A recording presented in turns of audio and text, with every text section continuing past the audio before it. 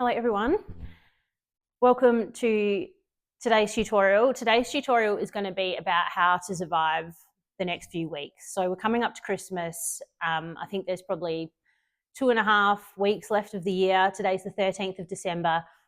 I think for most people, the next 2 to 3 weeks can be super crazy. Back home in Australia, the kids knock off school.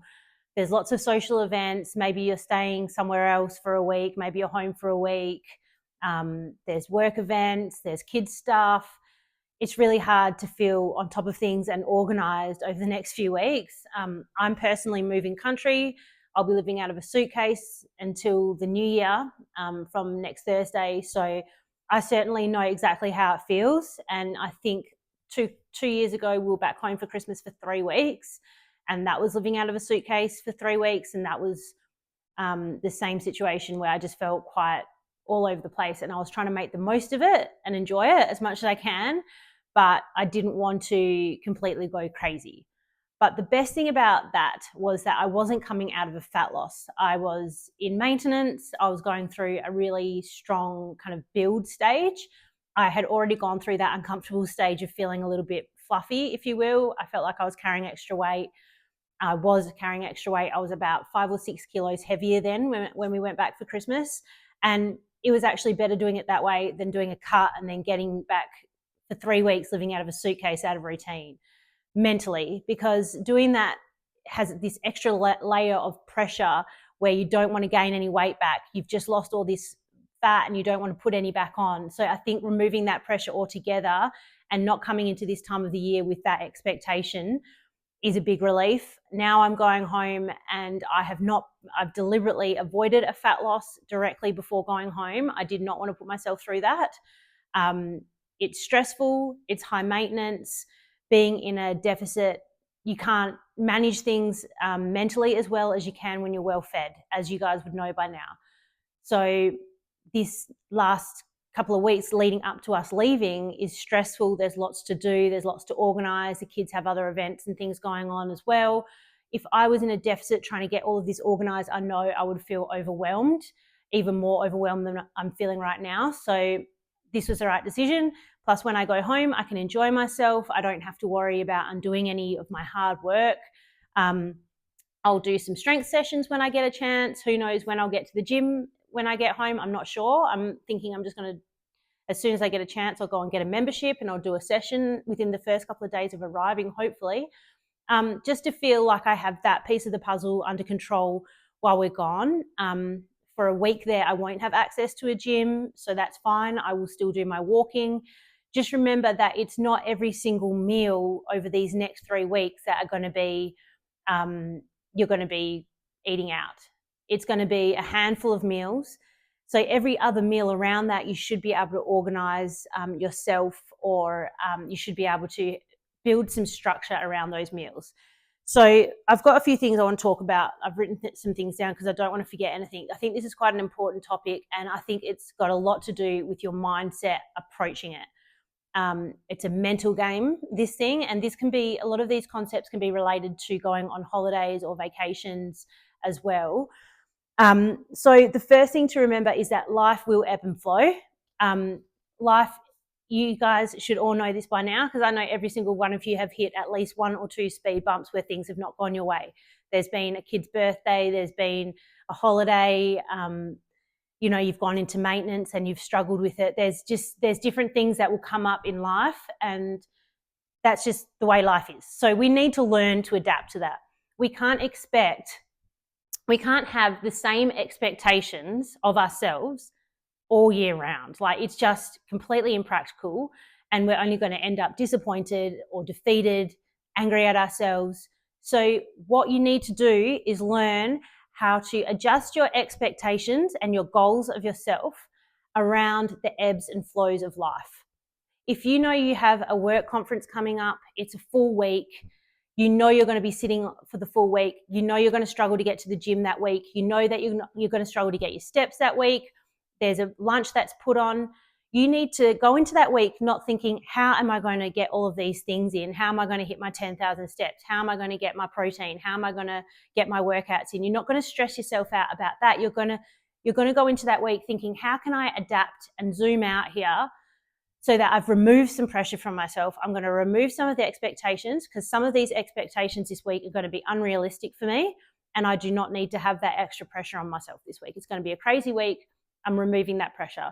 So maybe you go into that week and you say, instead of my 10,000 steps, I'm just going to try to get 6,000 steps. That would be awesome if I can get 6,000 steps, considering how much I'm sitting this week. So you reduce that. Or maybe you remove the goal altogether and you just say, steps can take a back burner this week.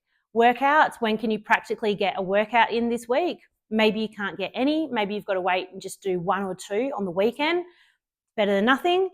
Just be realistic and remove that expectation as well. With protein, when you're going into a conference, of course, you can try to take your own protein. Like, you could pack some protein and be prepared and cook some chicken and take some chicken in your bag or in a cooler bag, take a yogurt or a protein bar or whatever. You can try and be prepared, but you can also just say, this week is not a write-off, but I'm just going to do what I can.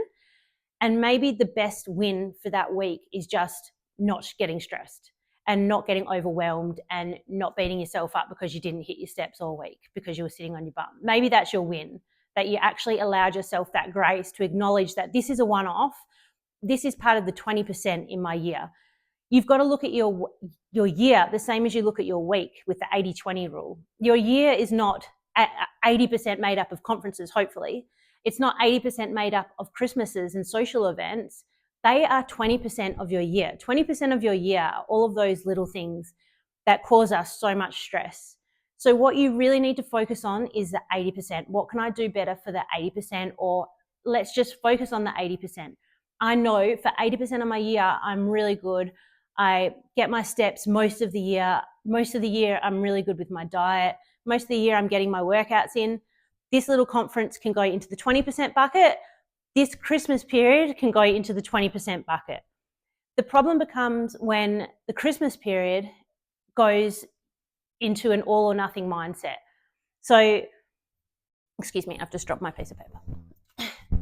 So the problem is when you go into the Christmas period and you're thinking, stuff it, this can go into the 20% bucket. But the problem is the 20% bucket, that if you take that Christmas period and it ends up being 3 weeks or 4 weeks, some will be 6 weeks where it's just doing whatever you want. A lot of you are familiar with the all or nothing mentality. This period is really easy to have that slippery slope into the all or nothing mentality, where you're in the nothing mentality, where you are, I'm just going to enjoy myself. I'm going to have all the drinks. I'm going to eat whatever I want, stuff it. It's the festive season and you're just going to town. And that would be okay if it was a week or a few days, but when it goes over a 3, 4 to 6 week period and you're just completely not even thinking about your things that make you feel good for the rest of the year, this is just dragging out. That is more than 20% of your year now. Like, if, I don't know, I couldn't do a mass calculation on that, but it's not giving you all that much flexibility for the rest of your year. That's now digging into your year. So you don't want to fall victim to the all or nothing mentality at this time of the year. Try and take a step back and say, how can I enjoy this time of the year without making myself feel awful by the time it's over? Because I know a lot of you, and I used to be like this as well, by the time that January 1st comes around, or by the time January 6th or whatever it is comes around and everything starts to die down, you start to feel pretty crappy about yourself. And you're like, I've gone overboard. I feel gross. I've completely neglected my diet. I've completely neglected my steps, my protein, my workouts, whatever. Now I feel awful. And then all of a sudden you want to restrict. You don't want to eat. You go like, I'm going on a diet. I'm not having carbs. I'm not having this. I'm not having that. I'm not having alcohol. You cut out whole food groups and macros, and you go to some stupid fad diet, and you try to restrict yourself to try to undo some of the damage that you think you've done. You overdo the cardio. You kind of go over into this all mentality afterwards because you've just completely neglected that festive season. You don't want to fall victim to that. So what's the solution to that? The solution is to look at this time of the year and plan for it. plan ahead of how you want to feel by the time this time of the year is over. How do you want to feel on January 6th? Do you want to feel proud of yourself? Do you want to look back and say, I approached this time of the year so much better than any other Christmas festive seasons? I feel great. I don't feel like I've lost all my progress. Yes, I wasn't perfect, but I was able to enjoy myself. I still enjoyed all the food. I enjoyed the functions. I still had a few drinks, and I don't feel completely awful about myself because I did this, this, and this, and whatever those things are that have made you feel okay come the end of this season. So some suggestions. Firstly, let's start from the beginning. So zoom out. Don't look at this time of the year as a microcosm. I don't know if that's the right word, but don't look at it as some science experiment in a petri dish that you need to overcomplicate and overanalyze and over stress about. Just look at it as a really fun time of the year where you get to see your friends, your family, everyone's in a good mood usually. How many more Christmases do you have before you turn 60? Like, how many more Christmases do you have before you turn 55? When your kids are still young, when everyone's around, not that when you turn 60 you're done, but like just look at time as something that's really precious, because there's not that many Christmases, like when you think about it, left. Like, I'm sorry, that took a really somber turn, but just appreciate this time for what it is, and think about, do you want to be concerned about what you're eating and feeling awful and restricted and smashing yourself with cardio and punishing yourself over the next few weeks, or do you actually genuinely want to enjoy yourself? So zoom out, take a step back. This is a few weeks. I can do this. It's not every meal. It's literally going to be a few meals. Maybe you already have everything planned. You know when your events are going to be. For me, I'm just going to use myself as an example. We have a big Christmas Eve function. We have Christmas Day, and we have Boxing Day, which is with my in-laws. And then we are away in a place called Denmark down southwestern Australia for a full week. So that will just be living in someone else's house. So the events for me, there are 3 that I'm really thinking about. And I'm not even planning, to be honest, because there's only 3 events, what am I going to do? I want to enjoy them. It's not taking up that much of my festive season, but I'm not going to drink at every event, because for me, if I drink at every single event, if I drink every day when we're in Denmark, I'll feel terrible. I'll sleep bad. I'll be tired. I'll be cranky. I just don't feel good when I drink every single day. So I'm going to choose which days I drink. I will drink on Christmas Day and I will drink on Boxing Day, but I'm not drinking on Christmas Eve. So I've already made that decision. I'm going to walk. I'm going to continue my walking. I'll probably make an effort and get up early to beat the heat for some days, especially when we're in Denmark. I love getting a walk in early, maybe once the sun goes down, go for a walk with my husband. Walking, that for me is I'll do that every day. That's no big deal.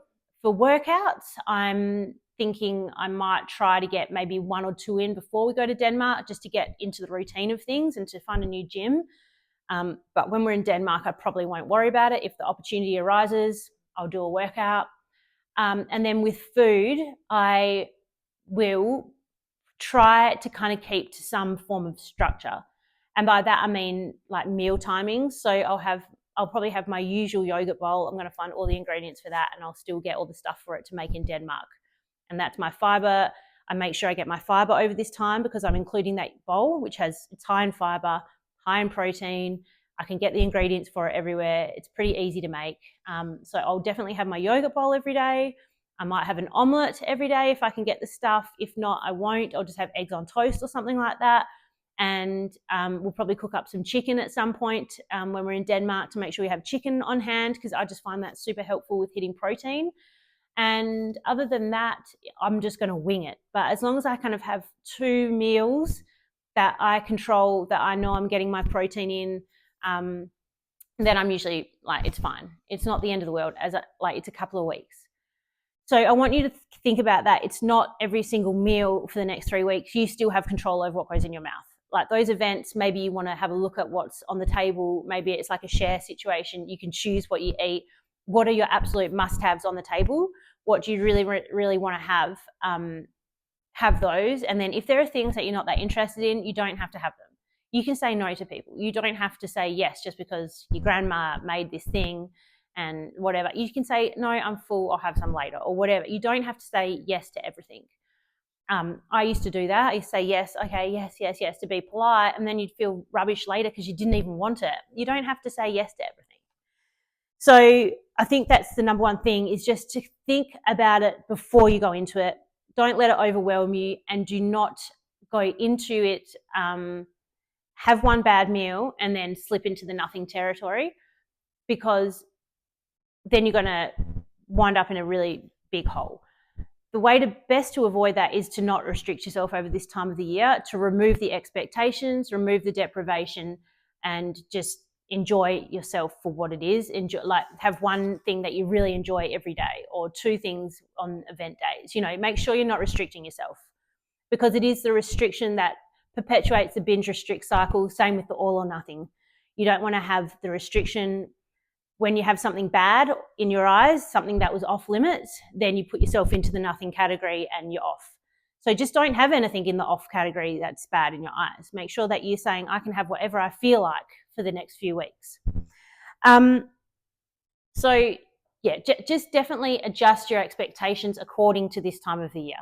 Most of you actually are in maintenance right now, which I'm super happy about. I think there's only one of you in a cut right now. It's not the best time for a cut. So definitely, if you are in a cut, you've really got to just choose your options wisely. I'll talk to you one-on-one about that, but this is not the best time of the year for a cut. Sometimes it's a good idea for a pause.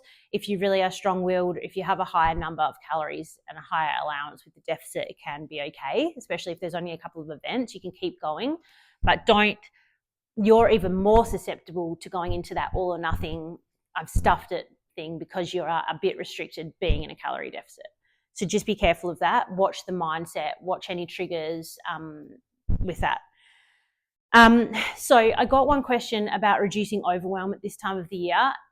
It's so easy to be overwhelmed, and I get overwhelmed, especially like I'm moving country and we're going into Christmas. So that I understand, like I get it, and I even get it when you're not moving country. I get the whole thing. The kids finishing school, there might be different logistics with work and things like that, with the kids being around. So the main thing you can do to reduce the overwhelm is to reduce the expectations on yourself. There's really nothing else that you can do about it. So everything is what it is. Like, that you're not going to be able to control the kids being off school. You're not going to be able to control the number of events unless you say no to some. So you have to roll with it, but you've got to reduce the expectations of yourself. Otherwise, you're just going to end up even more overwhelmed, because you're trying to do all of these things and they're just not that realistic. So with this one client, her question was how to reduce the overwhelm. And when I asked more questions, the main thing for her that was causing her the overwhelm was getting her steps in. That 10,000 step goal was the main thing. So that's really easy to solve. All you have to do is say, let's remove the step goal. So if that is you, think about what is it that's causing me this overwhelm right now, and look at how you can adjust that expectation. You can talk to me, I can help you with this. So we've just reduced her step goal. And actually, we've removed the step goal. Just keep it in mind. I know she's very disciplined. She's very committed. So she's not doing it because she's lazy, because she hasn't got time. Because she has not got time is why she's not doing it. So, there's nothing you can do about that. She's going to get her steps when she can get them. And if it is really a significant reduction in steps for the next 3 weeks, what we can do is slightly reduce the calorie intake to counteract that. So say she's gone from 10,000 steps now to getting 7,000 steps a day on average. Let's just reduce calories by like 100 a day, so that it kind of counteracts that incidental reduction in movement. It's really not that big of a deal. The same thing can be said with your workouts. If you're usually getting like your 4 workouts a week and you're smashing them, and now you're kind of struggling to get to the gym twice, then let's reduce the calories a little bit, just like 100 a day again. Like, you can just make adjustments accordingly. especially when it comes to output. If your thing that's causing you the overwhelm is the food intake, I think it's really important to say, why is this causing me overwhelm? Why am I overwhelmed by food intake right now? Maybe it's you haven't got the time to prepare, you haven't got the time to be organised, to meal prep, to get to the shops, all of that. It kind of just becomes a bit too much. So look at your meals. What do you usually have? How can you make your meals easier, whereby you maybe just have 2 meals that you plan that are kind of easy to make? Like my yogurt bowl, super easy to make. You can kind of stock the fridge with all the ingredients that you need, so you don't have to go to the shops every single day. Just look at your diet and how can I make this easier for myself? I don't need to cook a freaking stir fry rice, whatever it is, every day. Like I can make this simpler. I can make wraps, I can make a sandwich, I can make 2 days ahead, I can make yogurt bowls for breakfast 3 days ahead where time's poor. Just think ahead with making it easier. So that is the best example. If you are finding that there are certain things that are causing you overwhelm, I'm here for that reason to help you out with that. So make sure you ask. The next thing is, for this time of the year, a lot of you are in maintenance, and a lot of you, I'm really, really wanting you guys to use this time to build some muscle. Use this time when you're in maintenance to focus on all of the training principles. If you haven't already looked at the training principles tutorial, look at that. Hitting your protein where you can. Obviously, this time of the year, you're not going to be as focused and it might be a little bit harder. That's okay. It's a very small period of time in the scheme of things. You want to hit your training intensity, all of that.